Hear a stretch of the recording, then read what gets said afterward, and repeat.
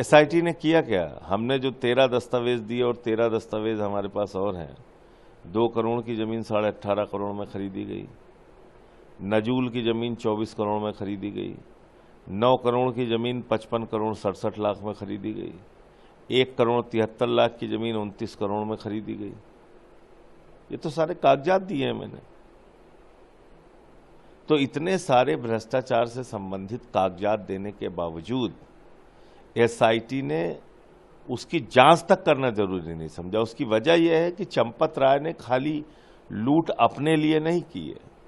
उसने जो लूट की है उसमें हिस्सा आरएसएस का भी है, बीजेपी का भी है। इनके आलीशान दफ्तर उन्हीं पैसों से बने हैं।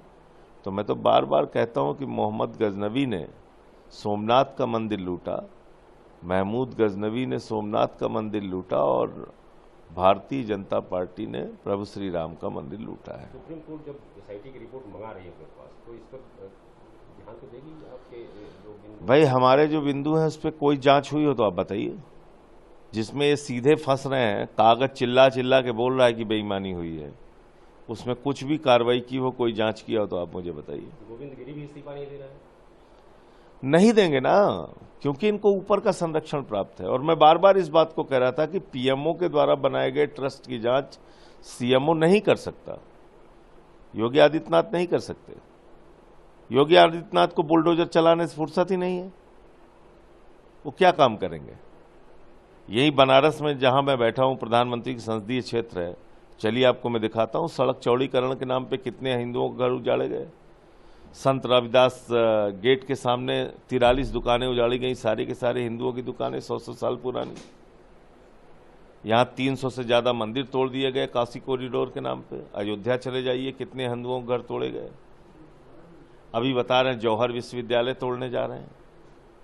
आप मुझे बताइए, जो पार्टी 1 लाख सरकारी स्कूल बंद कराती है, जो पार्टी 1,20,000 सरकारी स्कूल ऐसे हिंदुस्तान में हैं जहां पे सिर्फ एक टीचर है, 98,000 सरकारी स्कूल ऐसे हैं जहां बच्चियों के लिए टॉयलेट का इंतजाम नहीं है, 1,19,000 सरकारी स्कूल ऐसे हैं जहां बिजली का इंतजाम नहीं है, जो पार्टी जम्मू के अंदर मेडिकल कॉलेज बना के नाचती है, मोदी जी के राज में भारत की एक भी यूनिवर्सिटी, एक भी विश्वविद्यालय विश्व की रैंकिंग में टॉप 100 में भी नहीं है। 380 नंबर पे दिल्ली विश्वविद्यालय है और आप जौहर विश्वविद्यालय तोड़ने जा रहे हैं। आपने जम्मू का मेडिकल कॉलेज बंद करा के लड्डू बांटा, नाच रहे थे भाजपाई। तो मोदी जी देश को अनपढ़, गंवार और जाहिल बनाना चाहते हैं और उसी के क्रम में योगी आदित्यनाथ जौहर विश्वविद्यालय तोड़ने जा रहे हैं। यही काम हो रहा है। अवैध बना हुआ है तो सरकार अधिग्रहित करके चलाए, उस पर बुलडोजर चलाने की क्या जरूरत? तुम्हारे पास पैसा नहीं है भाई, आपके पास पैसा नहीं है एक विश्वविद्यालय चलाने के लिए? इतने कंगाल हो तुम लोग भाई। अगर आप कह रहे हो अवैध बना हुआ है, आप चलाइए ना। तुम्हारे पास अडानी को रुपया देने के लिए हजारों करोड़ है और एक विश्वविद्यालय चलाने के लिए पैसा नहीं है। उसमें तो हिंदू मुसलमान सब पढ़ते हैं, सबके बच्चे पढ़ते हैं। योगी जी पर्सनल दुश्मनी निभा रहे हैं या इनको देखिए, हमेशा शिक्षा को कुचलना, खत्म करना, ये इनका उद्देश्य है। क्योंकि अनपढ़ रहेगा इंडिया तभी तो अंधभक्त बनेगा इंडिया।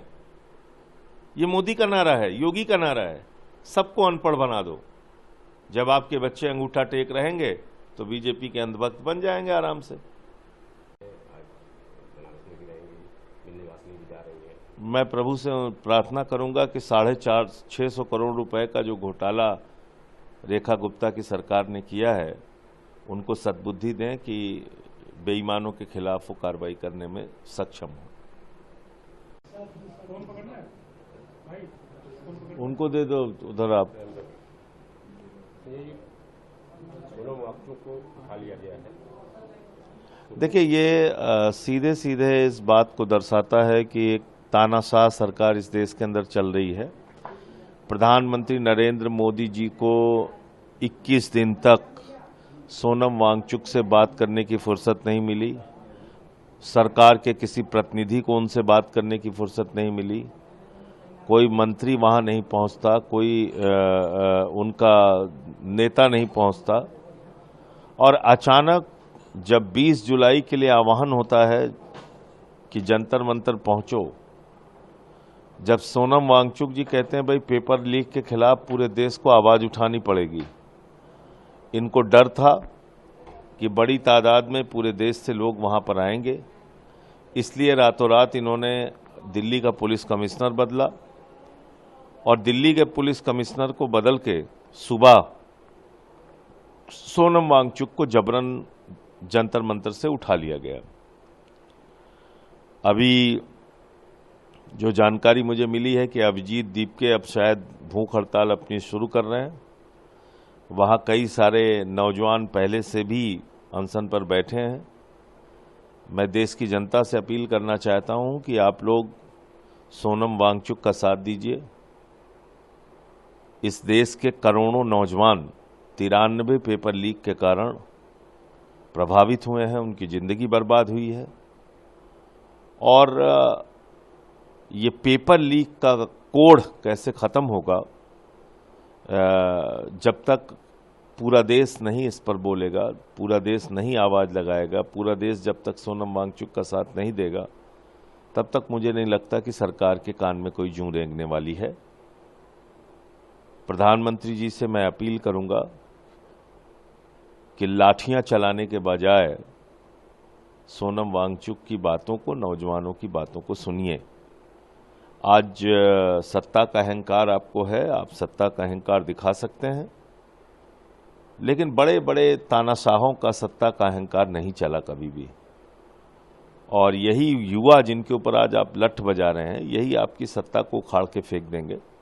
इसलिए इतना अहंकार अच्छा नहीं है। जो कुछ भी सोनम वांगचुक के साथ हुआ, मैं उसकी भर्त्सना करता हूं।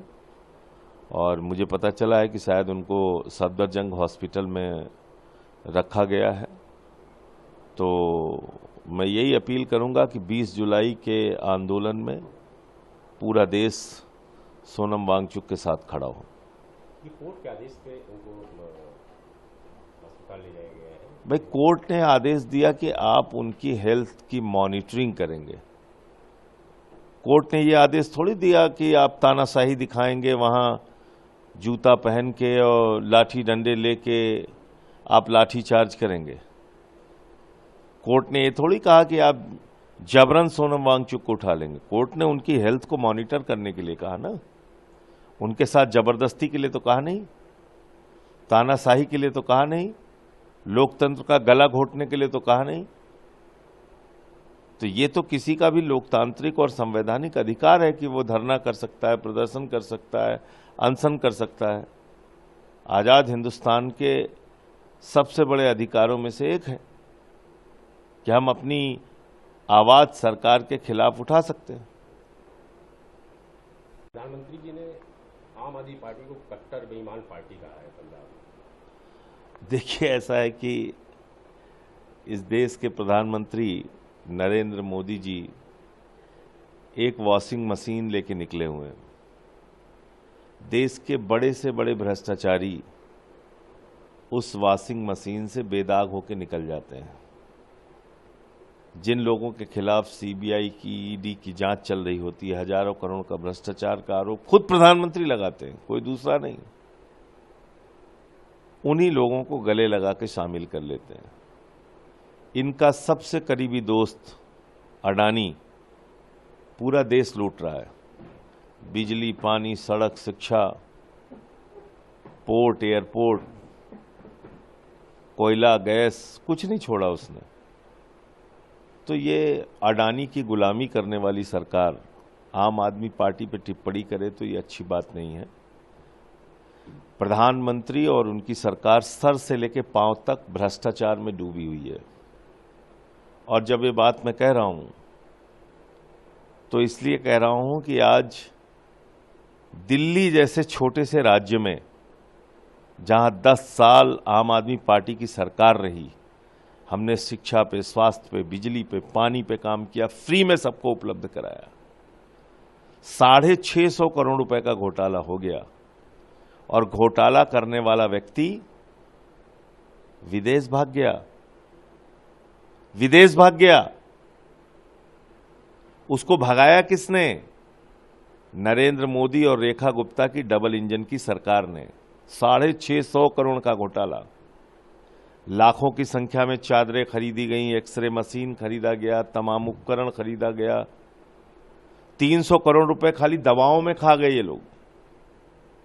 तो ये भ्रष्टाचार के खिलाफ प्रधानमंत्री बोलते हैं तो ऐसा लगता है डाकू गब्बर सिंह अहिंसा पे उपदेश दे रहा है। लेकर के सफाई पेश की है कि आरएसएस को किसी सरकार या किसी के प्रमाण पत्र की जरूरत नहीं है। आरएसएस ने हमेशा छुआछूत और उसके खिलाफ काम किया है। देखिए ऐसा है, मुझे तो याद नहीं है कि आरएसएस ने छुआछूत के खिलाफ क्या काम किया है। इतना जरूर याद है कि आरएसएस का एक भी प्रमुख आज तक 100 साल से ऊपर हो गए न दलित बना, न पिछड़ा बना, आदिवासी बना। न दलित, न पिछड़ा, न आदिवासी, एक भी आज तक आरएसएस का प्रमुख नहीं बना। क्या कारण है इसके पीछे? इसका जवाब कोई बीजेपी का नेता देगा? नहीं दे सकता, क्योंकि वो एक छुआछूत और भेदभाव से भरा हुआ संगठन है।